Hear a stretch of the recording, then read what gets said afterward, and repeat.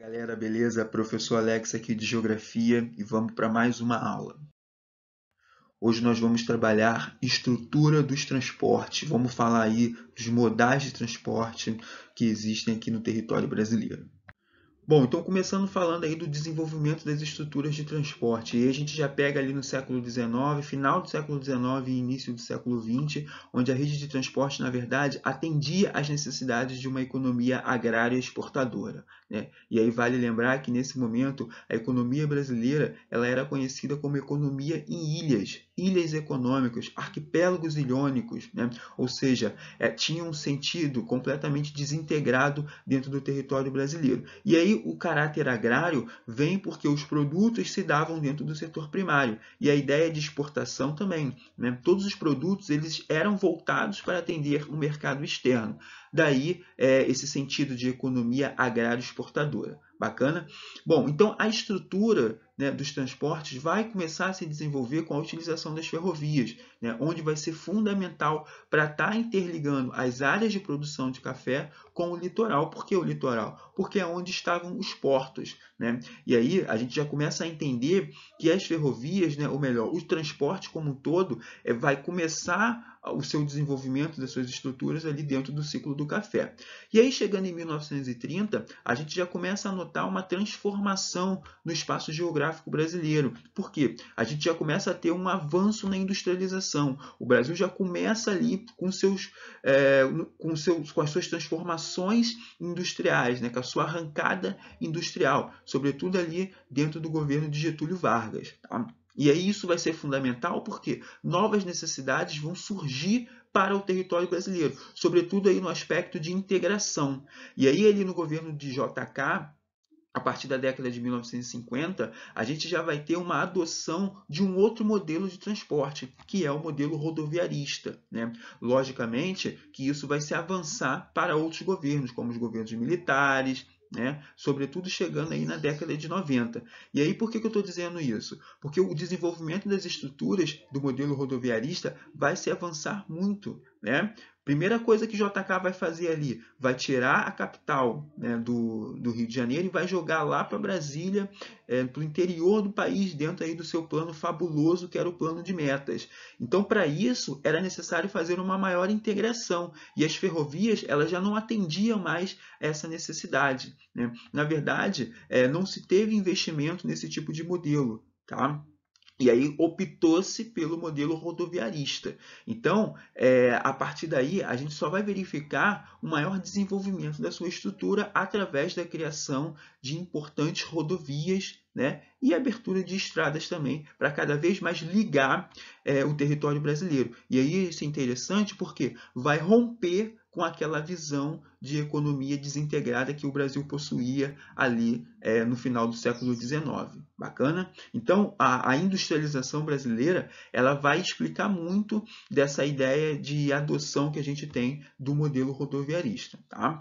E aí a matriz de transporte brasileira, até os dias de hoje, né, a gente verifica aí uma prioridade dentro desse modelo rodoviarista. Tá? Então, observe a tabela que eu coloquei para vocês aí, a gente consegue observar bem, né, que o modelo rodoviarista ele assume aí a primeira posição de modal do transporte brasileiro, seja de carga, né, ou de passageiros também. E aí, em segundo, a gente tem o ferroviário. Vai se explicar por esses processos históricos aí, desde o ciclo do café e tudo mais. Depois a gente vai ter o aquaviário, e aí é interessante notar que o Brasil, com essa extensão territorial toda, né, com esse tamanho de oceano e com essa grande variedade de hidrografia, né, de rios, a gente não tem um investimento em torno disso.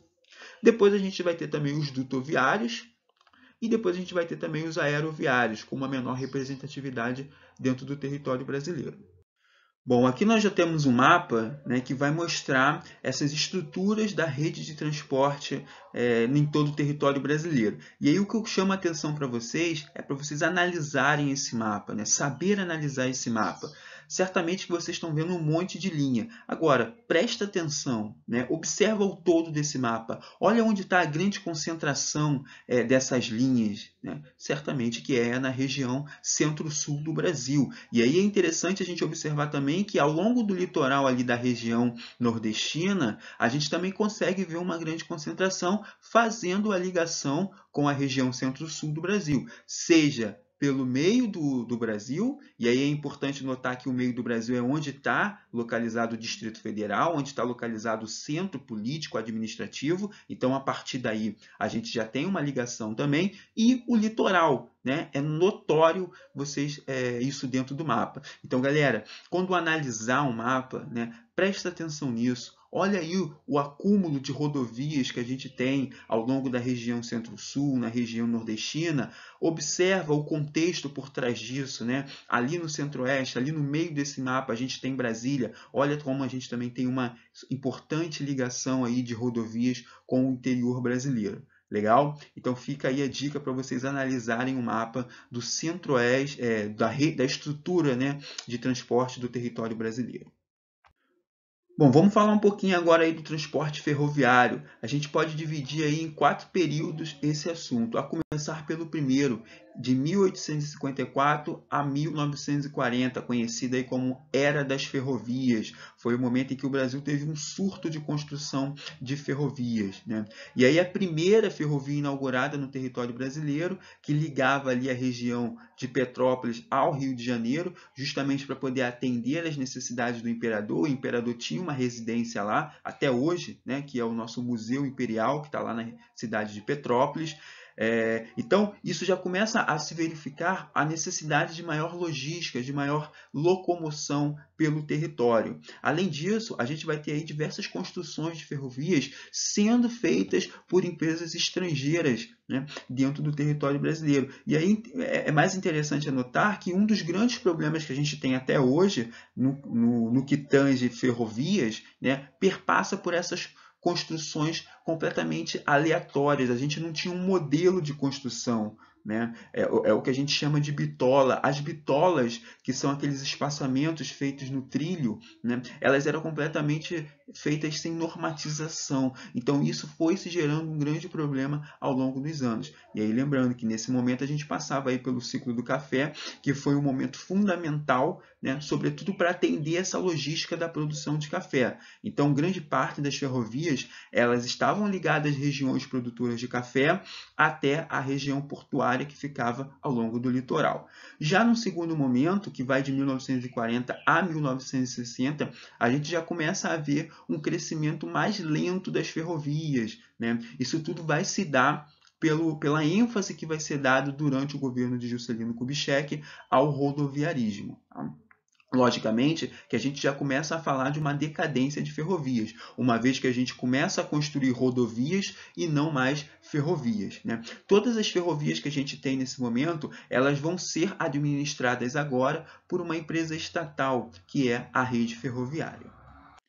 Já aí o terceiro período, que vai de 1960 a 1996, vai marcar a decadência total das ferrovias, uma vez que a gente já deu prioridade ali na década de 50 às rodovias, né, com o plano de metas de JK, e aí sobretudo porque a gente vai verificar um aumento, um impulsionamento a esse tipo de indústria, que é a indústria automobilística. Já o quarto período, que vai de 1996 até os dias de hoje, até a atualidade, a gente já vai ver um completo sucateamento do sistema ferroviário, uma vez que a gente não tenha investimentos do governo voltado a esse tipo de transporte, sobretudo a esse tipo de malha de transporte em todo o território brasileiro. Agora, vale lembrar que em 1990, né, a gente começa a ter aí uma nova política, a política do neoliberalismo, né? E aí vai começar a surgir as famosas privatizações ali no governo de Fernando Henrique Cardoso. Privatizações e concessões. E isso vai ser interessante porque vai marcar uma reformulação de todo o sistema ferroviário, né? E aí eu considero aqui que essas privatizações elas vão ser essenciais para poder modernizar os tipos de estruturas que a gente vai ter aí de ferrovias dentro do território brasileiro. E aí, quais são os ramais importantes que a gente tem aqui? Primeiro, é a Ferrovia do Aço, que vai passar ali em Juiz de Fora, Volta Redonda e São Paulo, né? Muito importante para poder escoar todo o aço que vem ali do quadrilátero ferrífero.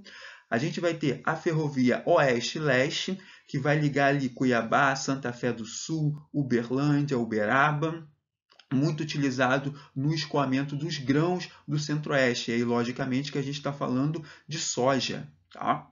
Depois a gente vai ter a Ferrovia Norte-Sul, ali do Maranhão, Goiás, e integrando com a Estrada de Ferro dos Carajás. Muito importante porque a Estrada dos Ferros dos Carajás ela vai ser uma malha ferroviária, né? uma linha férrea em que vai ligar o porto de Itaqui, fundamental ali nos projetos Grande Carajás.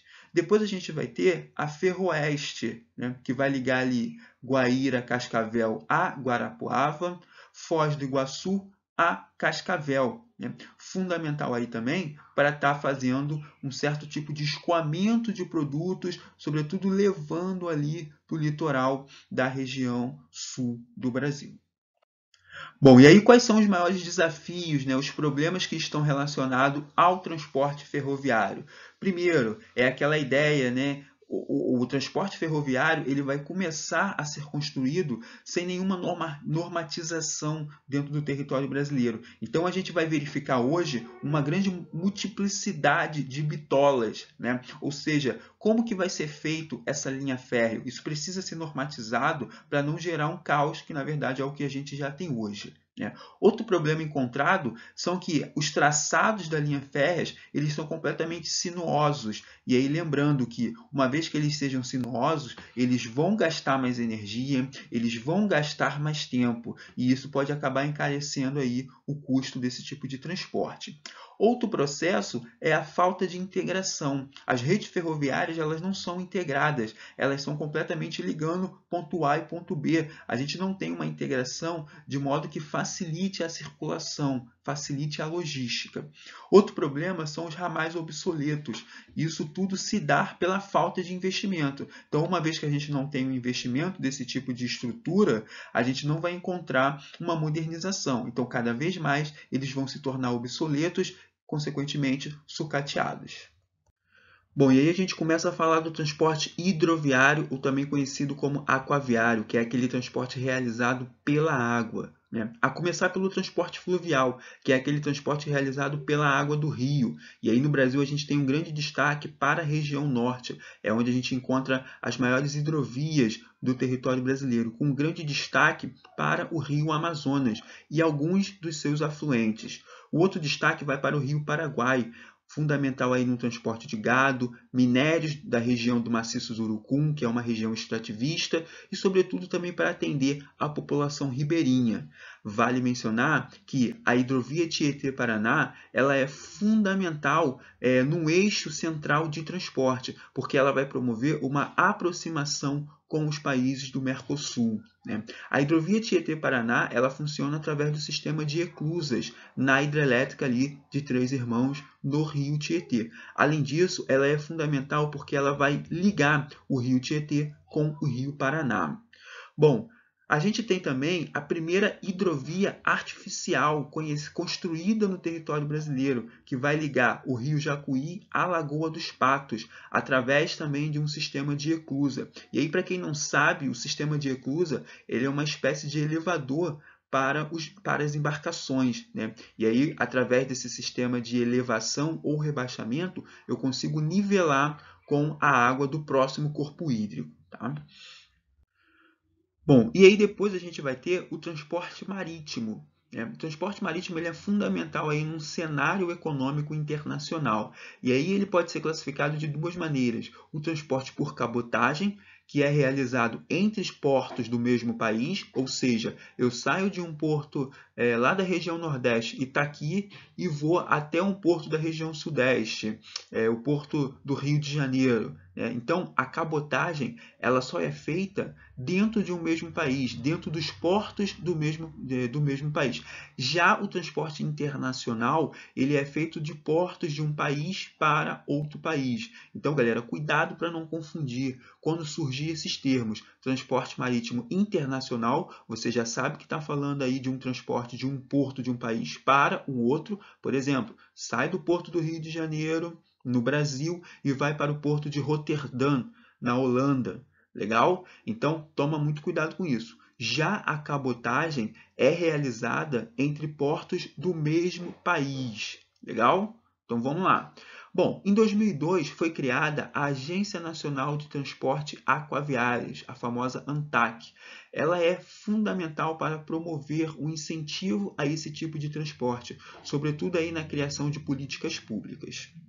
Os principais portos brasileiros que a gente vai ter são o Porto de Santos, que ele é considerado aí o maior da América Latina, ele tem uma excelente infraestrutura.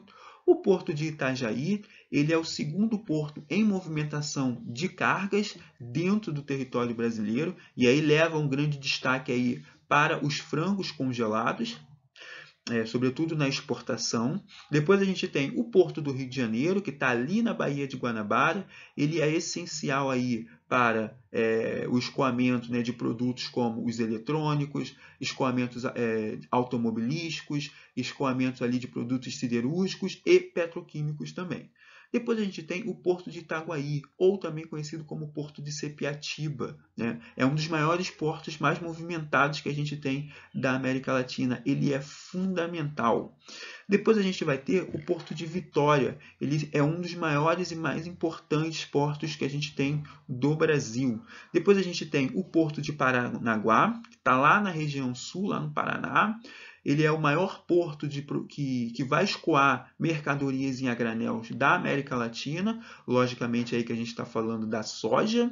E depois a gente vai ter o Porto do Rio Grande. É um porto já que foi construído ali no século XIX, mas ele acaba sendo um porto que tem uma grande consideração aí para a região sul do Brasil.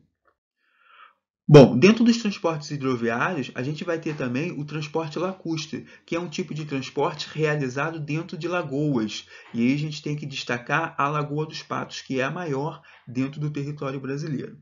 Além disso, a gente vai ter aí alguns problemas que estão relacionados aos transportes aquáticos.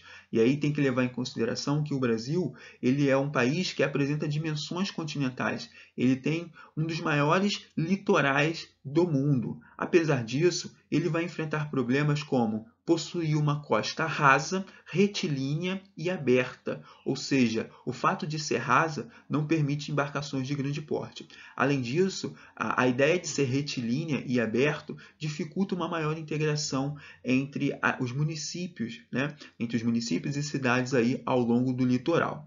Além disso, grande parte das áreas industrializadas do território brasileiro, elas encontram rios de planície. Ou seja, estão longe das áreas do rio de planície, que são rios que possibilitaria aí um tipo de navegação fluvial. Além disso, os portos eles estão completamente mal estruturados, mal equipados para atender esse tipo de transporte. Falta, então, uma modernização, falta investimentos nesse tipo de transporte para que se possa realizar algo com qualidade, eficiente, seja no transporte de carga ou seja no transporte de passageiros.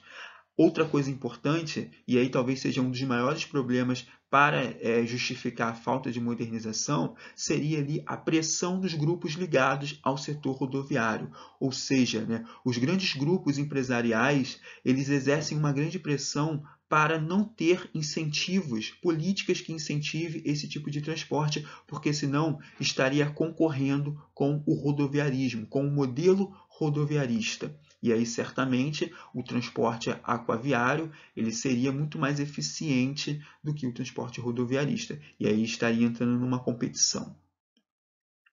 Bom, já o transporte aéreo é um tipo de transporte muito utilizado para longas distâncias, utilizado para viagens internacionais. A gente tem a modalidade também de transporte de carga, e aí é interessante porque dentro da modalidade de cargas, A gente não consegue levar uma grande quantidade de cargas pesadas, diferentemente do transporte marítimo, né? Sobretudo do transporte marítimo internacional, onde você consegue aí levar toneladas de cargas. Já o transporte aéreo, apesar de ser mais rápido, ele tem um custo bastante elevado e ele não leva tanto peso assim, se for comparar ao transporte marítimo. E aí eu coloquei para vocês aqui um mapa do território brasileiro que vai demonstrar exatamente aonde está localizado os aeroportos no território. E aí eu destaco para vocês mais uma vez a região Centro-Sul. Assim como a gente viu aquele mapa de rodovias, eu destaco também a grande concentração de aeroportos ao longo da região Centro-Sul, ao longo do litoral brasileiro. Isso tudo porque são as áreas com maior taxas de urbanização, sobretudo também com maiores taxas de industrialização. E aí a gente chega no transporte rodoviário, que é o principal modal dentro do território brasileiro. E aí o modelo rodoviarista é esse que vai ter uma prioridade ali dentro do governo de Juscelino Kubitschek. A partir de então, a gente vai começar a ver políticas de incentivo através da construção de importantes rodovias. Sendo que, chegando na década de 90, a gente começa a ver um maior desgaste, né, devido à falta de manutenção dessas rodovias. Então, até hoje, a gente vai enfrentar aí grandes problemas relacionados a esse tipo de manutenção desse tipo de modal. Já as rodovias federais, elas podem ser classificadas entre radiais, que são aquelas que vão iniciar ali em Brasília e vão ligar outras cidades, ou seja, sai do interior do Brasil para outras cidades, e elas sempre vão começar com 0, 0. Depois a gente vai ter as longitudinais, elas são aquelas que cortam o Brasil no sentido norte-sul, como por exemplo a BR-101 e a BR-116, e elas vão começar sempre com 100. Já as rodovias transversais, elas vão cortar o Brasil no sentido leste-oeste, né? E elas sempre vão começar com 200, a exemplo da BR-277. Depois a gente vai ter as rodovias diagonais, são aquelas que vão cortar o Brasil no sentido dos pontos colaterais, né? Ou seja, vai cortar aí no Brasil no sentido nordeste, sudeste, noroeste, tá? E elas sempre vão começar com 300, a exemplo da BR-376. E depois a gente vai ter a BR de ligação, é aquele tipo de rodovia que vai ligar duas ou mais BRs, e elas sempre vão começar com 400, a exemplo da BR-476. Bom, e aí a gente vai ter então o transporte de dutos, que é aquele transporte realizado em grandes tubos cilíndricos, né? Muito utilizado aí para transportar óleo e gás. É interessante que ele pode se classificar de duas maneiras a depender do material que ele esteja transportando. A exemplo, se eles estiverem transportando petróleo, eles consequentemente vão ser chamados de oleodutos. Agora, se eles estiverem transportando gás natural, eles vão ser chamados de gasodutos. E aí, grande parte desses dutos vocês não conseguem visualizar porque eles estão abaixo do solo, eles são enterrados até mesmo por questões de segurança. Então, eu trouxe para vocês aqui um mapa para vocês identificarem as maiores rotas dutoviárias que a gente tem ao longo do nosso território. E aí é interessante notar que grande parte está ao longo do litoral.